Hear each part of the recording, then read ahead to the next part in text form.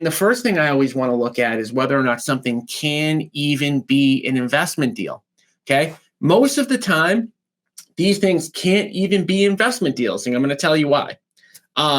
So, in the upper left hand corner, all of these things need to be met in order for this to even be a house that you could potentially even buy at a discount. Okay. Most properties, like if you go around and you randomly door knock in a neighborhood, most of those properties can't even sell to you at a discount. You can't even get a deal on them because of the following reasons.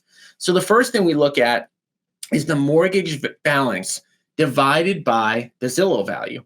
Okay. Why do we care about that? Okay.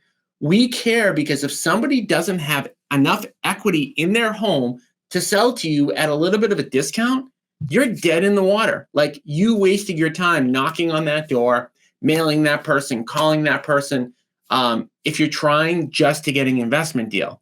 Now, of course, we all know we're agents, right? We're agent investors. We can always take these as listings, but they can't be investment deals if the mortgage balance divided by Zillow is greater than 80%, right? So let me just give you a quick example. If the value of the home is $500,000, if the Zillow value is $500,000 and the mortgage balance is 400, 420, 430, the mortgage balance is too high. There's not enough equity in that deal to even consider that to be an investment deal. The second thing we look at is whether the home was built prior to 1980. And this is a more New England based thing, but just so keep that in mind. It is very, very challenging. I can count on one hand out of the 1,200 investment deals I've done. I can count on one hand the amount of properties we bought that were built after 1980. Very, very rare to be able to get a deal on something that was built after 1980. Okay.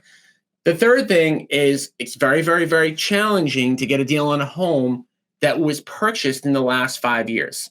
Like if somebody bought a home last year, they're probably not going to take a discount on it this year.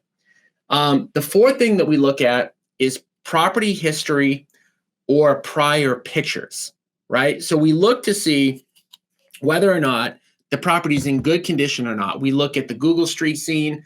We try to look for prior pictures in property history in the MLS to see, hey, what does this property look like? Because again, if a property is an 8 out of 10 condition, a 9 out of 10 condition, a 10 out of 10 condition, the odds statistically that person is going to sell to you as an investment deal are very, very low.